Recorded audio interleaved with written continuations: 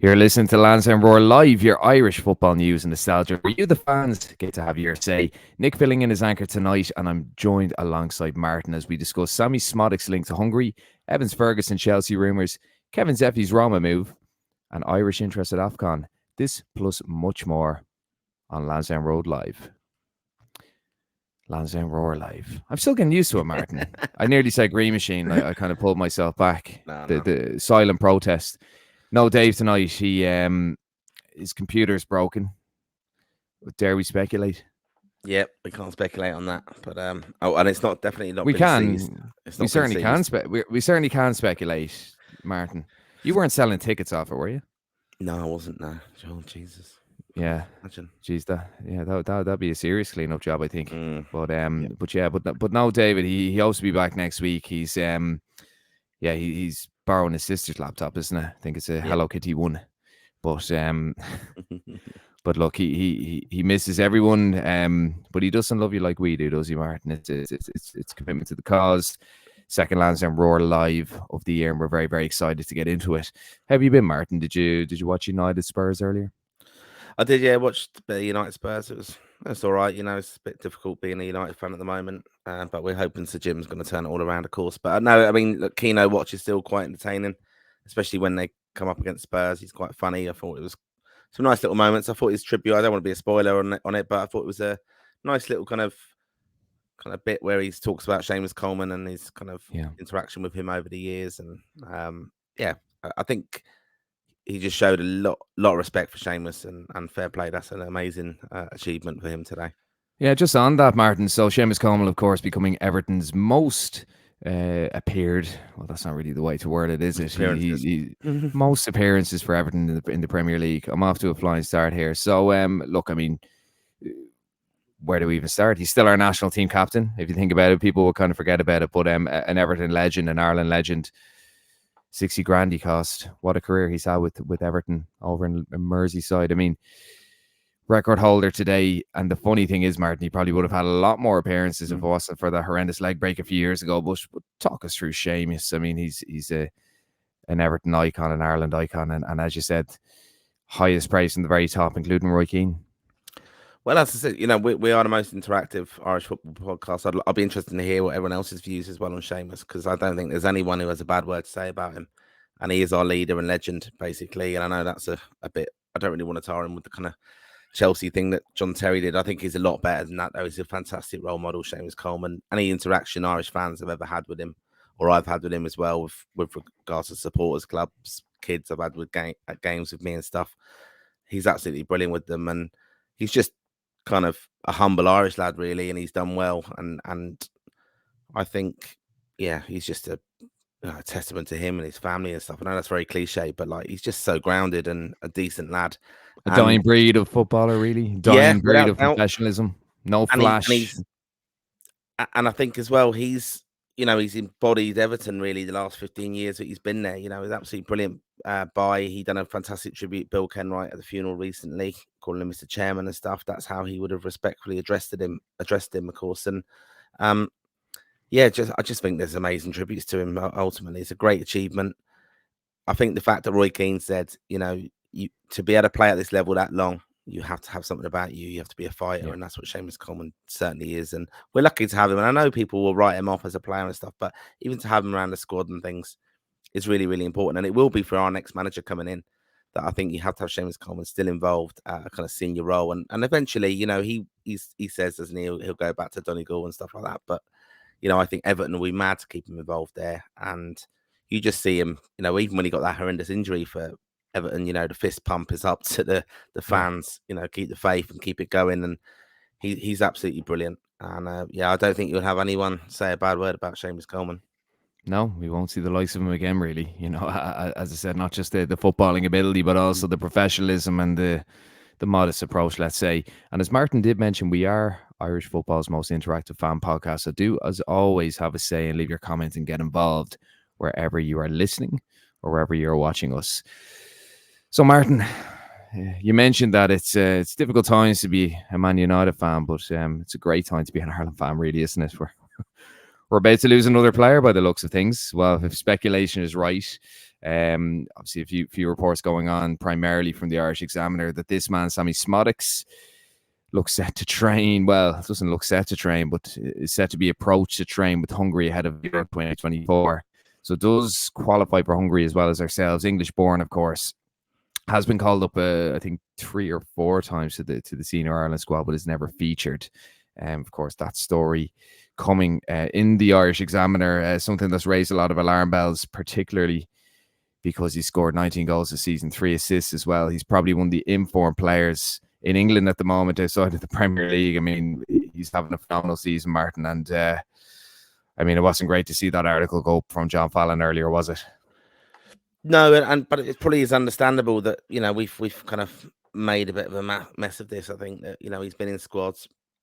There's lots of speculation and rumours and things like that. And, you know, I personally think he was kind of biding his time, that he probably clashed a bit with Kenny, or was wanting assurances from Stephen Kenny that he was going to be involved. And, you know, he did make himself available. I know he pulled out of other squads and things like that, but then this whole mystery, wasn't it? Oh, he can't be 10 days away. And then that did prove to be a genuine thing. It's interesting in the article, they say there was a genuine personal issue, and I think it was his wife with the pregnancy and stuff. So you can understand that. And perhaps he was just seeing the writing on the wall for Stephen Kenny and thinking, look, I'm going to play my cards close to my chest here, and I'm going to, you know, take stock of it. I'll go away, fire it up as I am at club level. And he's proved that. He's actually got better than he was before he was going to, you know, linked with Ireland and stuff and called up to squads. He's actually having a better season now. He's actually in the form of his life, I would say. So he's definitely going to be on the radar of other teams that he qualifies for. And Hungary have got that little golden kind of chance there for him to be representative European competition. And I know lots of people will tell us that, you know, why, you know, people will say, oh, well, why are we waiting for him if he doesn't feel Irish? Why are we doing that? But we're not in that fortunate position, I don't think, to be able to do that ultimately. I think you have to look around the world, Martin. Like I obviously I watch a lot of obscure football, and I was looking at some of the Asian Cup today. I was looking through some of the squads, and the Indonesian team, which is, I know we're going on down a very weird uncharted territory here, but they have a player called Sandy Walsh, Dutch born. Of course, he's of Irish descent. Could have played for us. It's kind of featured within the Belgian and Dutch leagues kind of in the past. He actually won a European Championship at underage level with the Netherlands when he was a young lad. But he qualified for about 5 different countries. And Indonesia did it. Obviously, there's a lot of Indonesians in the Netherlands, and they did a big recruitment drive. And they have Sandy Walsh playing for them and a few other guys. And I can't remember the other country. I was, they have a guy from Germany and playing for them. Like, I know that's a microcosm of a very small footballing nation, and I suppose drawing on what they can do. But as you said, Martin, like, our player pool is probably one of the weakest it's ever been. We've got snippets of quality players, but certainly not depth. You know, we certainly don't have depth. And I mean, if you have the top scorer in the championship eligible for you, I mean, the way I look at it is, Martin, I mean, he declared, he went through the process of getting his paperwork. If this is something that popped up on Teletext or CFAX, Martin, because you might know what Teletext is, you know, but CFAX, if this popped up on CFAX saying, oh, Hungary have approached Sammie Szmodics, if this happened 20 years ago, people mightn't have really said much about it publicly. It would have been talked down in the pub, wouldn't it? You know, that was kind of it. But I mean, the problem is now you've social media, you've Twitter. You're going to have a certain demographic of fans, especially in a very angry Ireland at the moment, who are going to look at this and say, well, fuck him, he wants to play for Hungary, and fuck him, he never wants to play for us, and he never turned up for us, and he can go fuck himself. Where the reality is, Martin, he did go through the process of transferring over. He did turn up to an international camp where he was called up late and subsequently had to withdraw, and that was genuine, and it's been proven to be genuine. So it's a worrying one, but you would hope that he ignores that kind of demographic of fans, let's say, because we've lost a lot of trust as Irish fans. I mean, Declan Rice, Jack Grealish, we won't go into it, but naturally, we always assume the worst. The same with Michael Obafemi. When he hit a bit of form for Swansea, he was withdrawn from squads. He wasn't named in squads. There was a lot of messing around. And it turns out that he was managing an injury. And I know it's probably not a player of the same quality, but if you look at Scott Hogan, when he was scoring loads of goals for Brentford, there were clamours to get him into the squad, wasn't there? Martin O'Neill wasn't calling him up for whatever reason. And it turned out that, first of all, he was having issues getting his passport. And then the second thing was, I think he had a very, very bad hamstring injury, and he was trying to manage that during the international windows. And eventually he came in and played for us. So sometimes there are genuine reasons with some of these players. It's not because they're holding out for England or Hungary or Nigeria or whoever.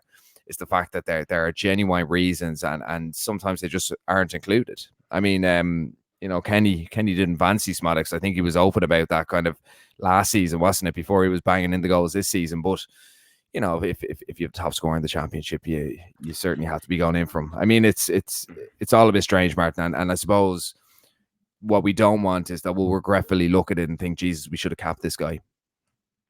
Yeah, I think that could be the case, though, because if he does go off to Hungary, he could do all right for them at that level at the Euros and stuff. But he's there; he'd have had that experience. And I think of other players who kind of got opportunities under Stephen Kenny.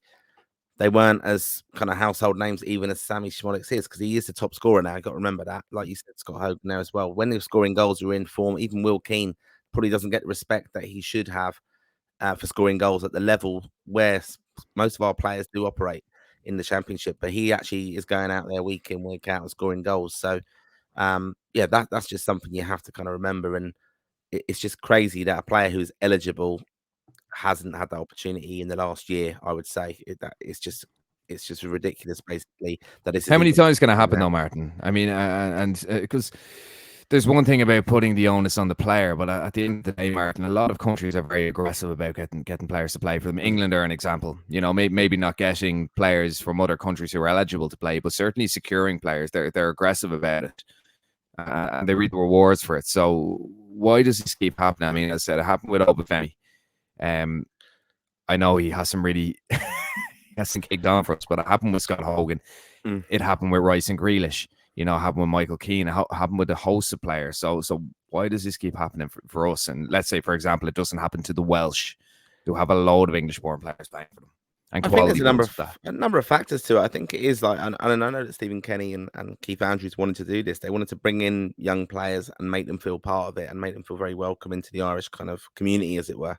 And that was welcoming in the diaspora, like anyone who was second, third generation who qualified, bringing them in, making them feel Irish, making them. Now I know there'll be people going, well, what do you mean have to feel Irish? But just welcome them into that. We haven't always had that kind of embracing, kind of place for them, a safe place in a sense that they do feel part of it. So that I think is something that they did try and do. I think ultimately, though, where we are going to fall down is success. So Wales have been at tournaments more recently than us. England are regular, competitors at the tournaments. They're going to qualify. You're going to get opportunities. You're going to get high-profile friendly matches, even to kind of raise your profile as a professional, and perhaps help you with transfers and stuff. Whereas we have not got that. Like that's the fact of it. If you're setting your sights on playing for Ireland, when you have an opportunity to play for other teams like Germany or the Scandinavian teams as well, which we've had situations with them. Yeah. You are, you're counting on, they're going to hedge their bets. They're going to say, well, who's got the best chance of qualifying for tournaments here? And who can begrudge them that? It's not, everyone isn't the same as, that's just modern football now. And as well, the way the world operates, that you qualify for 2 or 3 different teams.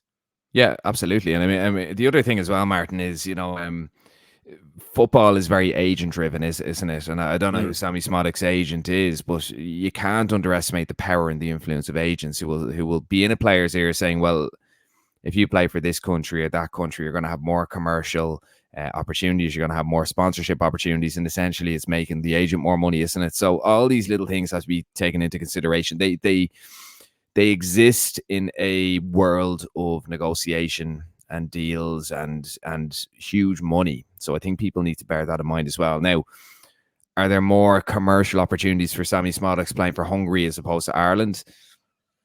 I don't know. I mean, they're going to European Championships. There's going to be benefits from that. They're going to be, I know it's a continental competition, but for the most part, the European Championships puts you on a world stage. And if you look at some championship players in the last few years, if you look at Ben Barton Diaz, if you look at Victor Groykers, they've gone on to play in European leagues. I mean, Diaz has come back to Sheffield United, but he was with Villarreal, haven't played in the championship. Victor Groykers was with Coventry, and he's gone off to Sporting Lisbon. He's playing European football. So all you need is Szmodics to be playing in the European Championships off the season of possibly being top scorer in the Championship or in and around the top scorers in the Championship. And then all of a sudden, you might not have a Premier League team looking at him, but you might have, a Sporting Lisbon or a Villarreal or whoever looking at him. You can comment on his age. You might say, he's going to be 29 this year, but at the same time, it's we're looking to qualify for a World Cup in 2 years, aren't we, Martin? And at the end of the day, he'll be 31 at the end of that campaign, and that would be okay with most people. It's a shame though that this has kind of crept in, because this was kind of the lingering fear. It wasn't him going to England, but people were very aware of the Hungary link. But yeah, concerning. I'm going to be optimistic though. I think he will stay with Ireland. I think I'm hoping that it's the whole thing that he didn't really get along with Kenny.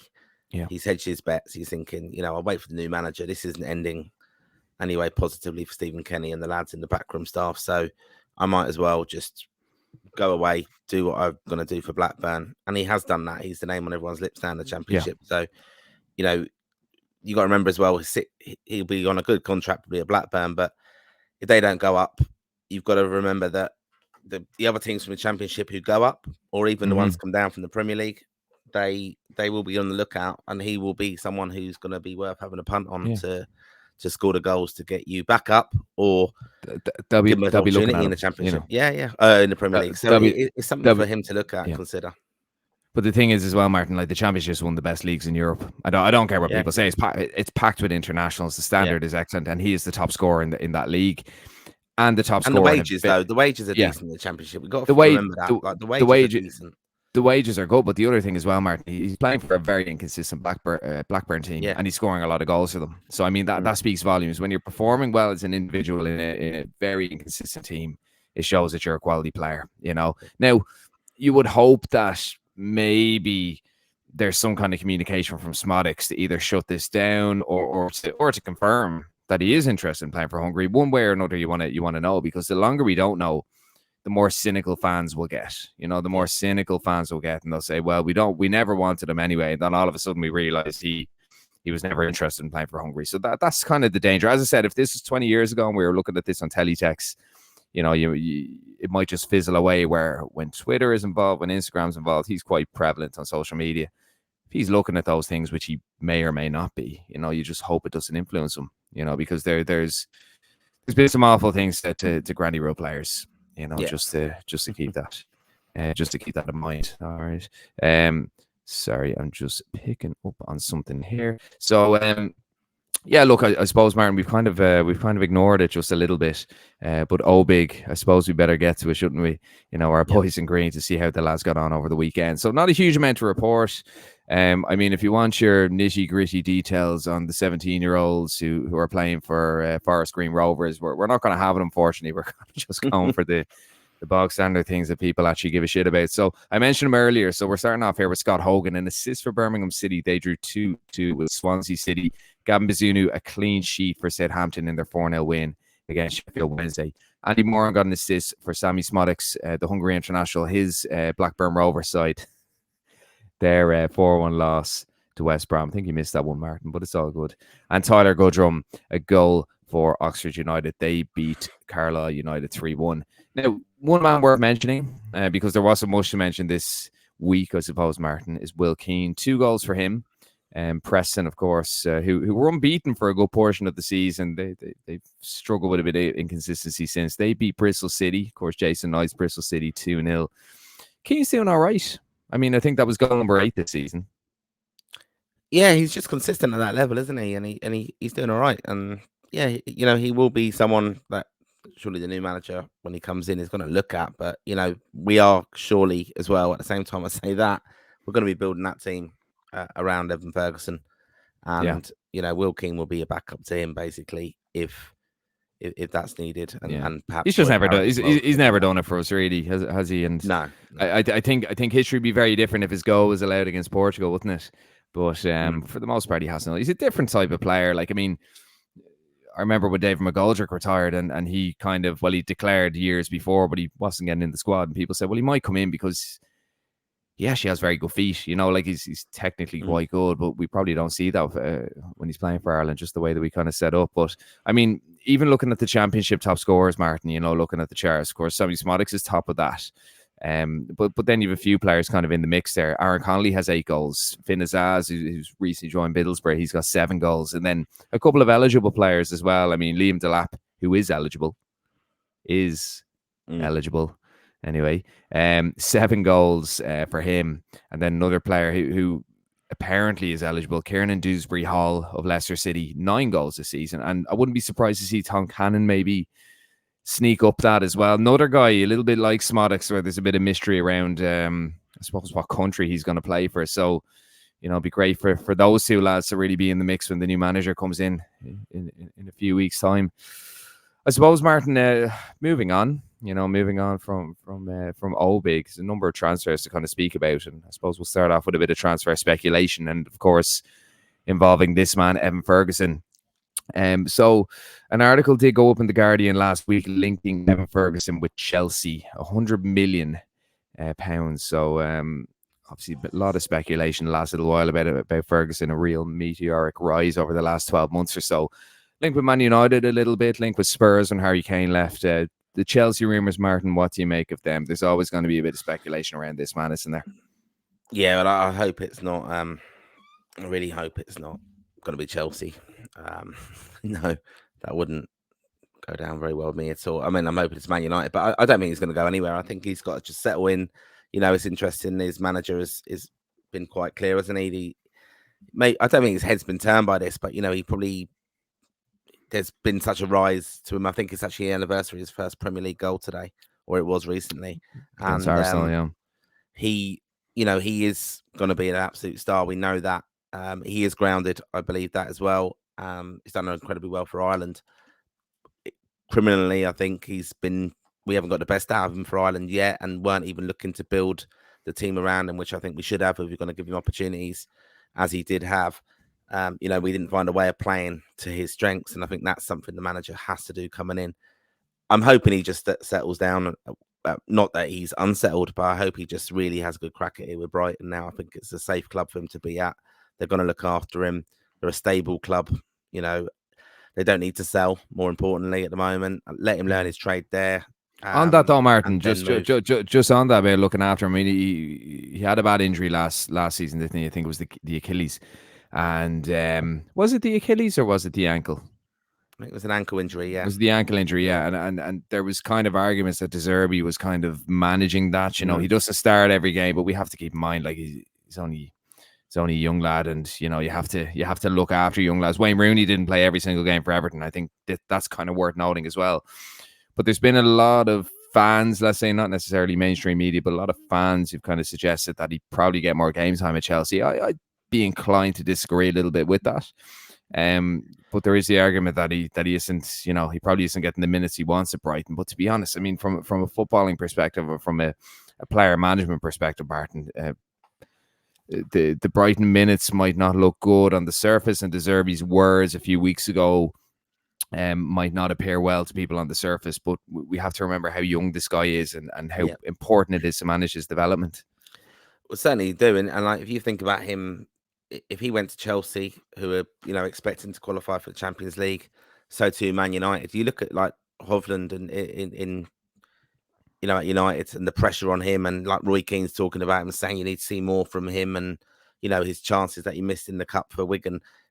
It just the kind of analysis of everything you do is just magnified at a top club. I'd rather him just stay at Brighton, play European football, which he's got there with them.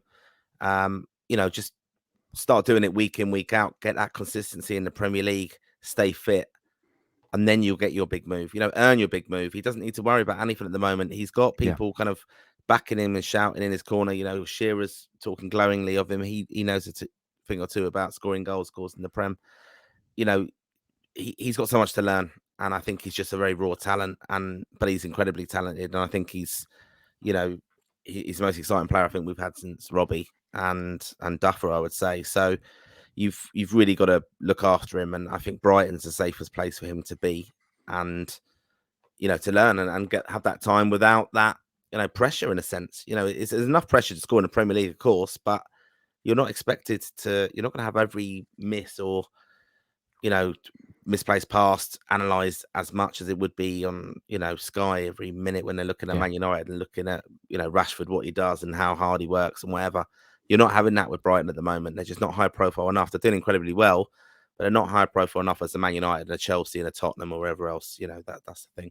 And in time, I'll drop in that we had the Liam Brady thing, of course, and thanks for everyone who's watched that on YouTube, on the YouTube channel. It's still there. But we asked him about Evan Ferguson. He's came through Kevin's boys as well, and he said, he'd love to see him go to Arsenal. And actually, that is, with Jesus, brilliant player, but he's not going to score them the goals to win the Premier League. And in 2 to 3 years' time, if Evan Ferguson was ready, he's going to be the one that they'll all want as their front centre forward, I think. Yeah, no, absolutely. I mean, you mentioned Robbie Keane there, and I mean, he did his big move, didn't he? He went to Inter Milan, didn't quite work out, and then never really got a top move, did he? Apart from the Liverpool transfer, which didn't really work out. So all these things in context are very, very important. One man that did get a big move during the week was this man here, Kevin Zeffy, moving from Inter Milan to Jose Mourinho's Roma. That's a lovely jersey, isn't it? It's nice. I like the God, we're gonna go for tangent now. I like the way that Adidas logo. I like it rather than saying Adidas below it. I think it's quite class. I bought a few bits myself with that. I think they're quite smart. And yeah, Roma. I mean, look, Jose does. I read up a little bit about this, and he has kind of given opportunities to some of these young players from Roma. So yeah, it's not a bad move. And I think we'll see. I mean, it will certainly not. If he gets an opportunity with Jose, he'll get what an education that will be. I mean, that guy's just still nuts, isn't he? I saw tonight he's been banned. He's had 3 touchline bans this season already. Yeah. Roma, head case. That's Jose, isn't it? But yeah, some man to learn off. I mean, look, I'm always skeptical about some of these young players who we throw a huge amount of stock into. I mean, look, Zeffy was playing for Shamrock Rovers B team when he was about 15. And he's a phenomenal player, very technically good player. I don't know how well he's developed. I can't really remark on that. Inter Milan have a fantastic academy, but not the biggest progression rate. Some excellent graduates for sure. I mean, not a huge amount have really progressed. So there was always concerns with that. There was talk of him going to Newcastle again. Wouldn't have fancied that really, to be honest myself. Maybe I don't know, something where maybe he's going down to Serie B or maybe staying within Italy, developing, playing a bit of first team football. I don't know, but look, we'll see how he gets on. I just wonder how much he's progressed over the last couple of years. I mean, there's people who watch a little bit more of him, but he's certainly one to keep an eye on, and an interesting one. I mean, we don't usually have young Irish lads going from one Serie A team to another Serie A team, but I think back even to Ryan Nolan.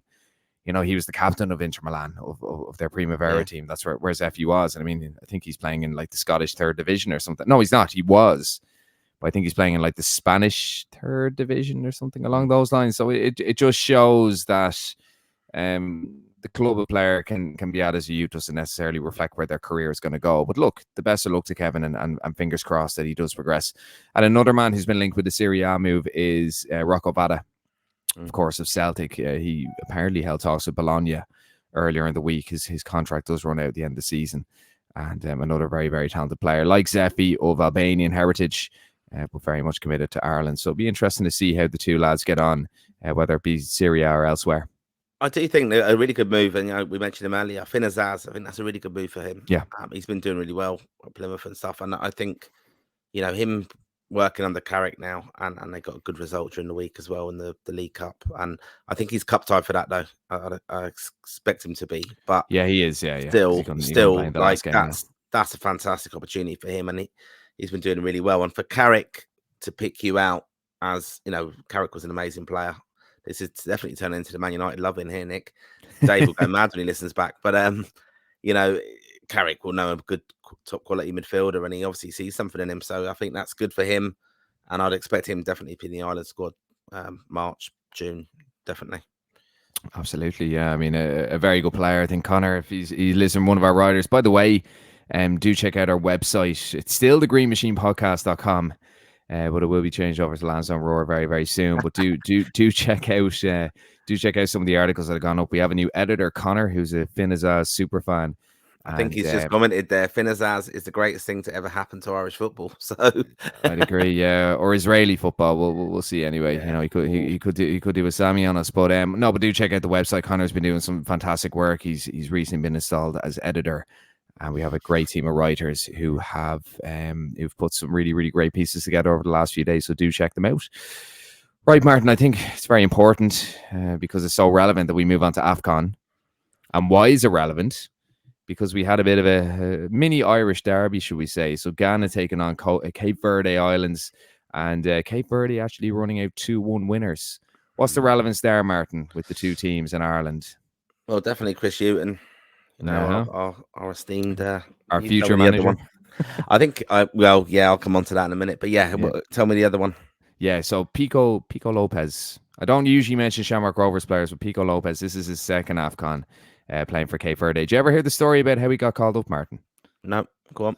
So like very few international footballers or very few professional footballers, Pico Lopez has a LinkedIn, and he got a message in Portuguese thinking it was spam, so he ignored it. Turns out it was from the Cape Verde FA. Nice. And then a few days later, he got one in English, and he said, "Oh, I'll check this out," and he got in contact. So something he thought was a spam message was actually an international call-up. Wow. Probably happened to me. It's probably happened to me, Martin. I mean, I qualify for about 3 or 4 different countries, so I must check my LinkedIn. Haven't checked in a long time, so that's probably my only way into international football. But no, to be fair to him, he is an exposed player. I mean, so I do have to mention him a little bit. But no, it's great. It's second AFCON. They've after running out 2-1 winners. Chris Hughton going to be under serious pressure, isn't he? I mean, very controversial figure, I suppose, within Ghana. He's not very popular. Obviously, there's expectations there that mightn't be necessarily realistic, but a very strong team that they have, and it doesn't seem that he's getting the best out of them, does it?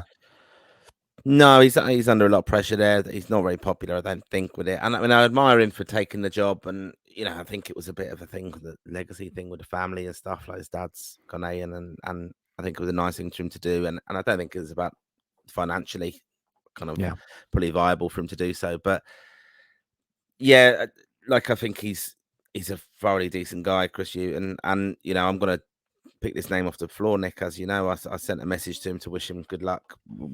He was a former honorary president of our supporters club in London. We actually arranged his testimonial in the Galtymore in Cricklewood many years ago. So he's always been a good friend of Rich London. He's been at previous events with us and stuff. So he's always stayed in contact, very supportive of the club, and, recognises the amazing support of Irish fans of himself. And even like when he was manager at different teams, everyone wanted him to do well because he's a good lad. And I wished him luck for the AFCON. I said he said thanks very much. And just I was trying to get the scoop, Nick, to be honest. As you know. But he just said, the expectation of the Ghana people and the media is kind of ridiculous. He goes, but we'll be giving a good crack and doing our best. And disappointing start for him tonight, sadly. I think big time. Will it concern Ireland fans though? Because he seems to be in the mix, Martin. Look, people reckon it's going to be Lee Carsley, Anthony Barry, or Chris Hughton. It could end up being someone completely different. But would that concern you as an Ireland fan with those results? No, it wouldn't at all, because it's African nations is mental. It's a mental competition. You see, I think even thought you meant just a general, but just no, it is just a mental competition in the football, and African football, how it's run and all that kind of stuff is just crazy as far as I know, my limited knowledge of it. But what you see and the media coverage of it, and you think back to when Ali Boyle was going off there, and remember that the shooting time. Remember that? Yeah. I mean, that was just crazy. Toga team. Yeah. Togi. And Jesus. But I think even Connor's given a message there again that Man United Bebe was up front for Cape Verde tonight. I mean, geez, that's another one. But look, we're seeing some comments coming through that Hughton's just lost and stuff. The man's past it. He's working with. All right, there might be kind of legends in Ghana football and stuff, but Ghana aren't a massive country, are they? I don't think footballing nation as much. I wouldn't think so. I mean, I think they're pretty big into it. Yeah, no, I think they're pretty big into it. I'd say they wouldn't have been one of the favourites to win this tournament, though. I think I think based on form, they wouldn't have been like they're a very strong squad, but I think based on form, they probably wouldn't have passed it, as far as I know. And I don't think I can. I'm just reading comments as well, so I'm just seeing it come through. Like, he's a nice guy, but No, I think it's set up perfectly, though, in a way, for Chris Hughton to be the Irish manager. And the reason for that is, I think it's his age. I think he's a safe pair of hands. I know that is quoting Liam Brady in a sense, but because he thought Brian Kerr would be a safe pair of hands. And I think that's what we probably need a little bit now. We do need someone who can perhaps grind out results. The football might not be the most prettiest at times, but I think they will have an opportunity to Ireland's squad at the moment. If they are, I think Kenny made lots of mistakes tactically, and to be fair, the backroom staff as well, the support as well. I wouldn't just blame Kenny. They were slow making changes within games and stuff. And I think if you're set up correctly, that quality of player that we do have, and we do have good enough players. Yeah. I think it's all around. Be competitive. It's all around it's all about the backroom team with Hughton and who he brings in, and if you have a contemporary coach. Just another one, Martin. So the Asian Cup is on as well, and I found a fixture here that has a couple of another Irish derby. So UAE taking on Hong Kong in the Asian Cup opener. Actually, let me rephrase. Not the opener at all. So UAE taking on Hong Kong in Asian Cup Group C. This is our little Irish derby. So we spoke about Ghana versus Cape Verde. So that was the two Irish connections. Will I give you the two Irish connections here? Yeah, go on. So Hong Kong, they had a guy on the bench called Sean Say.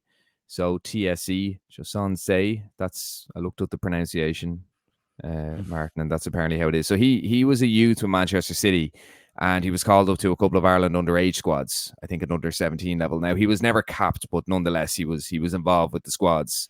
So he was on the bench for Hong Kong, didn't get off the bench, unfortunately. And the UAE, look, there's just loads of Irish people there, so that's the link. So yeah, we'll claim that. Yeah, we'll claim that. So an Irish derby in AFCON and an Irish derby in the Asian Cup. We're everywhere. We're absolutely everywhere. I think though, just back onto the Chris Hughton thing though, I think it's telling. I think that they've said even with Sammie Szmodics article today that they're expecting to announce the manager in 2 weeks' time. 2 weeks, Ghana will probably be out of this by then, or and then I think they've waited. I think if it was going to be Carsley, I don't see what the delay would be. Really, I think it would be announced 2 weeks' time. Probably it'd be announced. We need to have it before the draw of the Nations League, which is the 8th of February. I think it's certainly between those two. I can't see him going with Barry. I think 37. I can't see him going into management at this time. Yeah.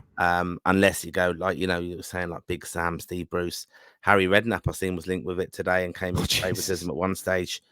But it is an attractive job. But it's a bit of a jolly up job. When you're saying Harry Redknapp and you're putting Sam Allardyce into it, it's a little bit of a jolly up job for the boys. Kind of, you might as well have Brown. Remember, he used to be, what was his name? Brown with Phil Brown. Might as well put him in the put him in Paul McShane. Kind of caliber. It's that kind of caliber of thing. But I want someone who's going to know Irish football, which I think Chris Hughton would know. Carsley, to me, to be honest, would be my first choice, but I think it's just not happening at the moment, and I think he might be the one to step in a few years' time. Let Chris Hughton perhaps have a crack, might be what they're thinking. An older kind of person who will handle the media, because I think that's what we have to do. Bring in young coaches with him, even if, like John O'Shea, it's interesting again today. He's left by mutual consent now. Birmingham followed Rooney out the door. Tony Mowbray got the job there and said that he did try and persuade him to stay, but his aspirations are apparently management. So you could see, I don't know if that is genuine or not, that it's management. I can't see where he'd go management wise yet, but unless he's hearing something going on at kind of championship, lower level as a first introduction job. But, I wouldn't have any problem with John O'Shea coming back there. And I know there are people say, well, he was part of the Kenny thing. He came in very late to that, and I thought he was actually quite good. I wouldn't tar him with that brush at all. Yeah, I think it'd be a little bit early for O'Shea, and I think he needs to cut his teeth somewhere else. But look at Rob Page. I mean, Rob Page with Wales might be a similar kind of thing. Just conscious of the time there, Martin. We're going to move it on to the comments. So we're going to start off here with I'm a Mime. Is it between Carsley and Hughton? I suppose we've discussed that a little bit. It seems to be. It's hard to kind of know at this stage. Comment here from Tony Flaherty. Keep him around. I think this is in relation to Coleman. Keep him around. Why? What does he do? Tell jokes? Does he do magic tricks? Keep him around for what? I think it's kind of the leadership element there, Tony. Is that not the quote from? Is that not? Is that Roy Keane? Roy Keane, possibly. Yeah. No, I get that as well. I mean, I question these kind of keeping players around and that kind of thing. But I think Seamus has a good head and the shoulders, and it looks like he's going to go into coaching. There's been talk of that, hasn't there? So be an interesting one to see. Comment here from Eddie O'Byrne. It took him so long to get his Irish passport. This is in relation to Sammie Szmodics. It's a drawn-out process. Would it not be the same to get one sorted for Hungary? Absolutely. I would agree on that, Martin. Like, surely no chance he'd have it for a potential Euro squad spot. He nailed his colours to the mast in the December paper interview, even Bain-dropping Hungary, and that he has no interest. I think that speaks volumes, Martin, and I think we have to realise as well, if he was to switch to Hungary, it would be a bit of a process. So I think people need to kind of realise that. Like, it's to train with Hungary. It's not necessarily to be in the Hungary squad. So I think that's another important element of that article, is to train with them. You know, he wouldn't be able to play a game. Sean Whelan, no sound. Seems that that's been rectified. And comment here from I'm in Mind. The FAI have to be the most inept football organisation around. Irish football is laughable at the moment. At the moment. Only at the moment. And I'm in Mind. The internet was right about Grealish and Rice. Another comment here from I'm in Mind. So Tom Cannon should not be mentioned. He's jumped ship. Well, I'd love to hear your source, I'm in Mind, because as far as I'm concerned, he's still making his mind up. He's not committed to one or the other. Comment here from Shane Brown. Hi, lads. A happy new year. Would hate to see Evan leave for another 2 years and then go to United. Connor, good friend of the podcast. So Finn Azaz is the greatest thing to ever happen to Irish football. I'd argue that Joe LaPera probably is. So anyway, I'm a mime. Connor, another one Kenny didn't cap. Very true, yeah. And Connor again, so this is in relation to our AFCON derby. So non-Irish related, but if you remember Man United legend Bebe, he was up front for Cape Verde tonight. Unbelievable that. Bebe was homeless, wasn't he? I think he was homeless for some period of his life before he went to Man United. So it's unbelievable to see a player like that. Jeez, he must be a decent age now, I'd say.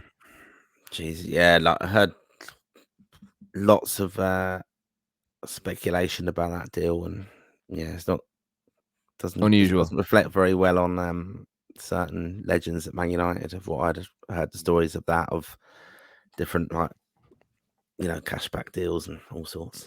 Yeah, strange one that at the time. Comment from Shane Brown. Have you confirmed the FAI are not sending Sammie Szmodics a call up in Portuguese?